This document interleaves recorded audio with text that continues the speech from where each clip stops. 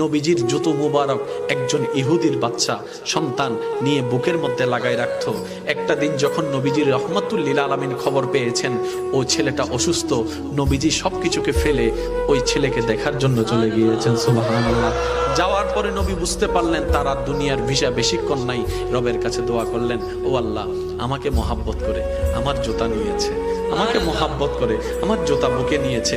জগৎ যখন জানবে নবীর জুতা বুকে নিয়ে নেওয়ালা জাহান্নামে চলছে, জাহান্নামের আগুনে চলছে, আল্লাহ, এটা তো আমার ইজ্জতের ক্ষতি, এটা তো আমার ইজ্জতের ক্ষতি।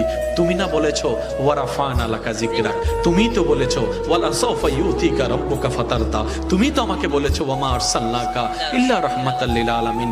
নবীজি যখন রবের কাছে ফরিয়াদ করলেন, রব দোয়া কবুল করলেন। আল্লাহ তাআলা রাসূলকে নির্দেশ দিলেন, আপনি ওকে কালিমা পড়তে পড়েন। সে কালিমা পড়তে দেরি, ইন্তেকাল হতে দেরি হবে না, ইন্তেকাল হতে দেরি, জান্নাত দিতে দেরি হবে না। সুবহানাল্লাহ।